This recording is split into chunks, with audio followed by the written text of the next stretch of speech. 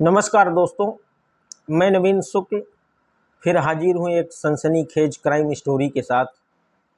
आज की कहानी मित्रों उत्तर प्रदेश मेरठ शहर की है।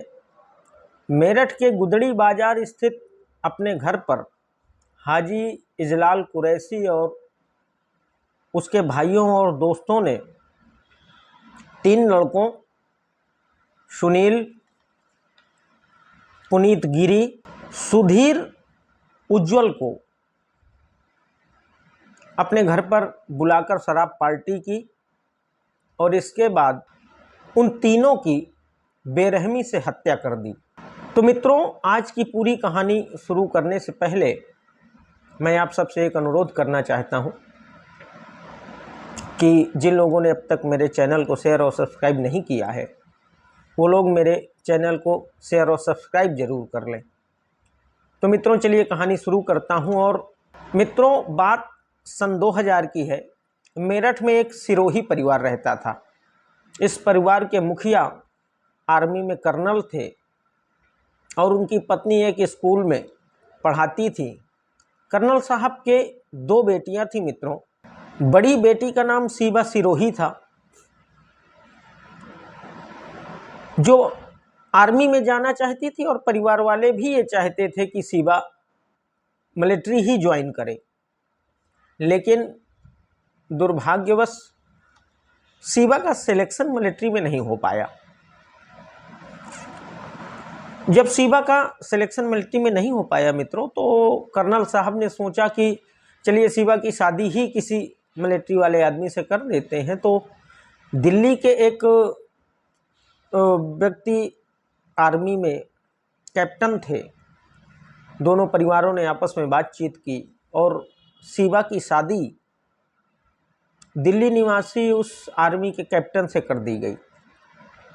मित्रों, सीबा की शादी के कुछ दिनों बाद ही सीबा के पिता कर्नल साहब की मौत हो जाती है। कर्नल साहब की मौत होने के बाद अब घर में केवल मां और सीबा की छोटी बेटी रह जाती हैं। क्योंकि संपन्न परिवार था तो कुछ दिनों बाद ये लोग डिसाइड करते हैं कि कुछ धंधा बिजनेस किया जाए। तो सीबा की मां और छोटी बहन दुबई में एक गारमेंट्स का व्यापार शुरू करती हैं और सीबा की मां और बहन दुबई चली जाती हैं। हालांकि उनका मेरठ आना जाना बीच में लगा रहता है। मित्रों, 2 साल तक सीबा की शादीशुदा जिंदगी तो बहुत अच्छी चलती रही, लेकिन 2 साल बाद कैप्टन साहब और सीबा के बीच में झगड़े शुरू हो गए और झगड़ा इतना बढ़ गया मित्रों कि इन दोनों लोगों ने अंत में डिसाइड किया कि अब तलाक ही एक रास्ता बचा है और हम लोग अलग हो जाते हैं।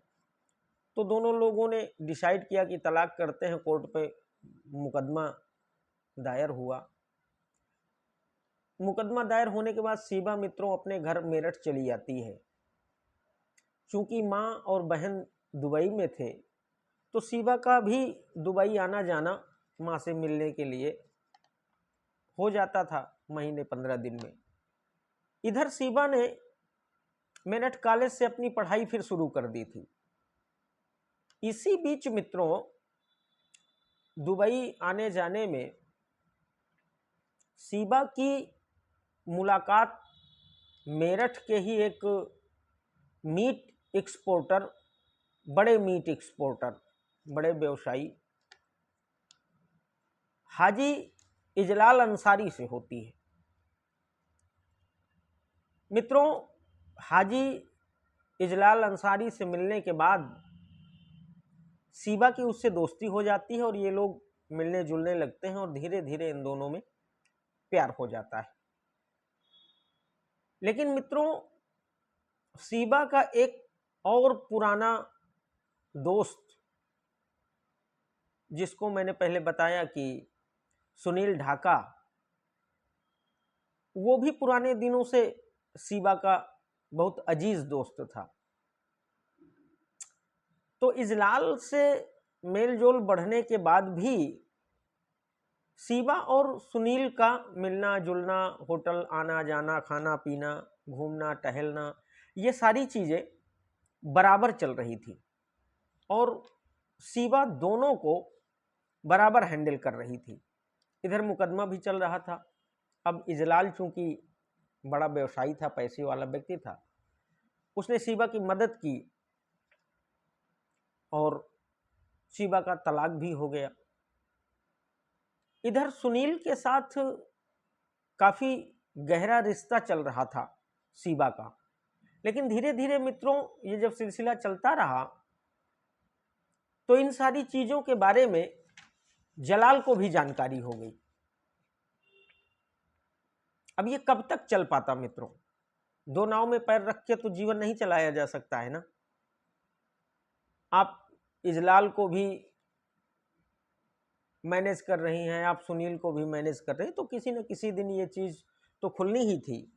और वो हुआ यूं कि इजलाल को इस बात का पता चल गया।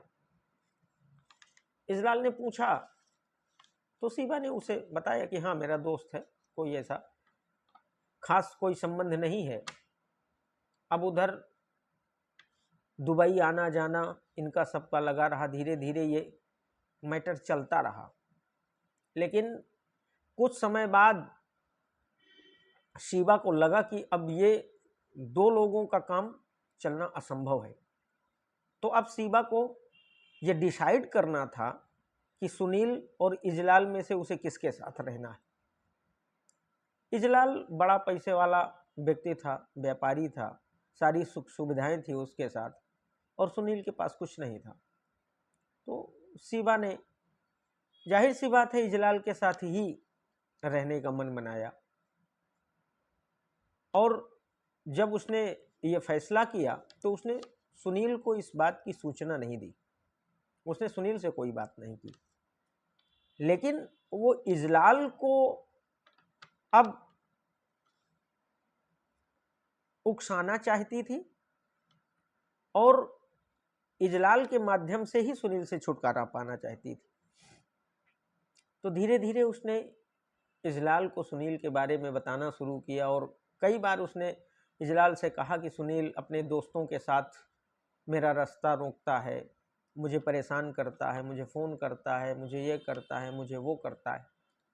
इजलाल ने कई बार इस पूरे प्रकरण को टहलाया, शिवा को बहलाया कि ठीक है मैं देख लूँगा, कोई ऐसा विषय नहीं, मैं समझा दूंगा, उनसे बात कर लूँगा। लेकिन ये सब सिलसिला चलता रहा और एक दिन शिवा ने इजलाल से काफ़ी गुस्से में कहा कि वो रोज़ मेरा रास्ता रोकते हैं तीनों मिलकर और आप कुछ नहीं करते हैं, ये कब तक चल पाएगा। ये बात सुनकर इजलाल को भी गुस्सा आ जाता है और मित्रों इजलाल इन तीनों से बदला लेने और इनको सबक सिखाने की ठान लेता है।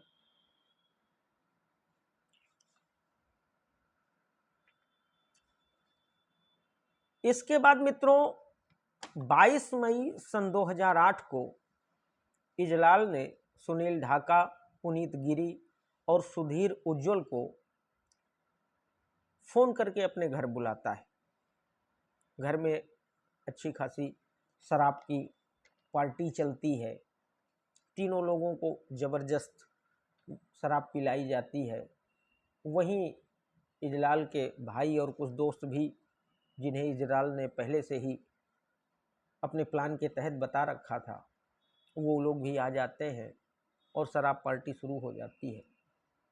जब ये तीनों बहुत ज़्यादा नशे में हो जाते हैं, ये सारे लोग जब शराब पी पी के बहुत ज़्यादा नशे में हो जाते हैं, तो अचानक इजलाल, उसके भाई और उसके दोस्त पाइप उठाते हैं और इन तीनों की ज़बरदस्त पिटाई शुरू कर देते हैं।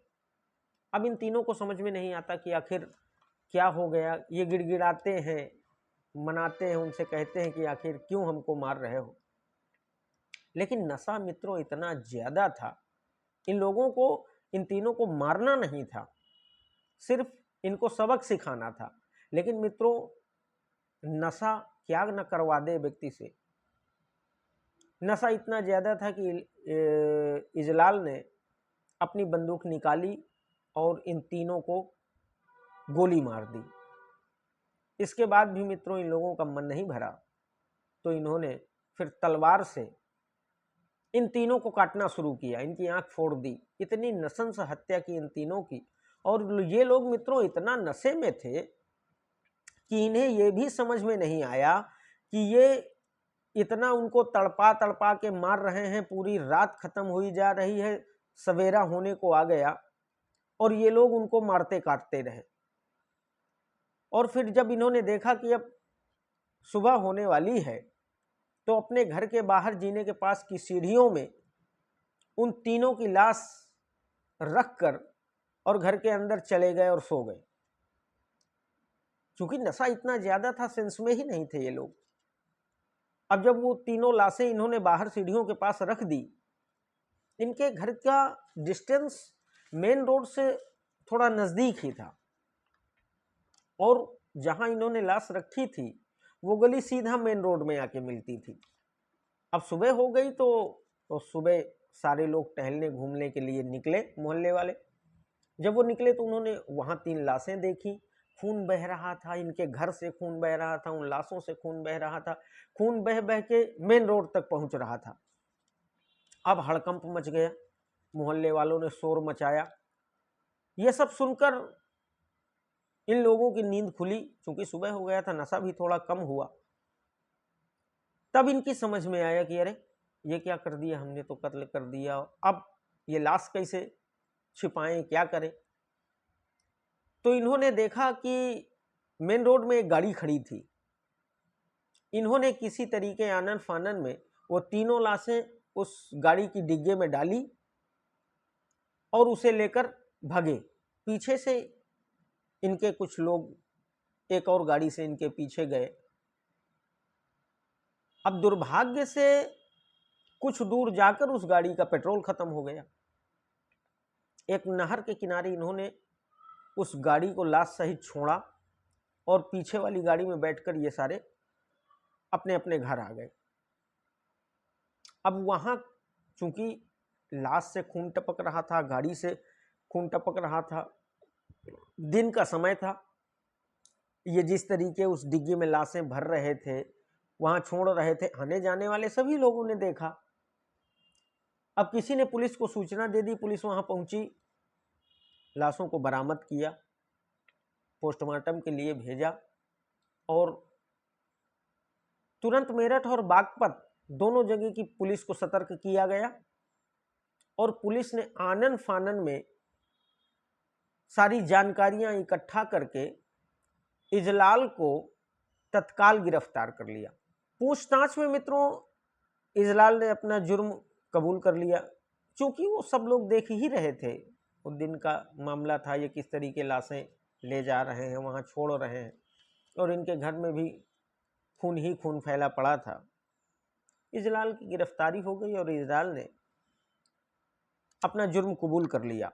कोर्ट ने शिवा सिरोही, इजलाल और इसके सभी 14 सहयोगियों को दोषी करार देते हुए सभी को जेल भेज दिया। अब 16 साल बाद मित्रों ये पूरा मामला 16 साल तक कोर्ट में चलता रहा और शिवा को 2 साल बाद ही जमानत मिल गई थी। अब देखिए आप न्यायिक व्यवस्था कि शिवा को इतना जघन्य अपराध के बाद, जबकि इजलाल ने साफ साफ बयान दिया था कि शिवा के उकसाने पर ही उसने इन तीनों की हत्या की है, ना तो उसका पासपोर्ट जमा कराया गया, ना उसे देश में रहने की पाबंदी लगाई गई। शिवा आराम से दुबई आती जाती थी, अपना व्यापार करती थी, अपना पूरा जीवन अच्छे से गुजारती थी। और 16 सालों बाद कोर्ट ने इस मामले में 10 लोगों को आजीवन कारावास की सजा सुनाई। अब 16 साल तो मित्रों बीत गए, इस बीच में इनमें से 2 लोगों की मौत भी हो गई। अब ये लोग हाई कोर्ट में चैलेंज करेंगे, हाई कोर्ट के बाद सुप्रीम कोर्ट जाएंगे और ये पूरा मामला इसी तरीके लिंगारान होता रहेगा और इनमें से आधे लोग अपना पूरा जीवन अच्छे से जीकर मर जाएंगे सजा होगी भी लास्ट में तो उसका क्या मतलब निकलना है। तो ये है मित्रों अपने देश की न्यायिक व्यवस्था। और अपराधी क्यों डरे? अपराधियों को इसीलिए तो किसी बात का खौफ नहीं रहता है। तो मित्रों इसी तरीके समय पास होता रहेगा और ये अपराधी अपनी जिंदगी मस्ती से जीते रहेंगे। जिस तरीके 3 निर्दोषों की इस लव अफेयर में इजलाल, उसके भाइयों शिवा और उसके दोस्तों ने मिलकर हत्या कर दी, निश्चित तौर पर इन सबको कड़ी से कड़ी सजा और तत्काल होनी चाहिए थी। तो ये थी मित्रों लव अफेयर के कारण हुई ट्रिपल हत्याकांड की सच्ची कहानी। यह कहानी अगर आपको पसंद आई हो मित्रों तो मेरे चैनल को शेयर और सब्सक्राइब जरूर करिएगा। बहुत बहुत धन्यवाद।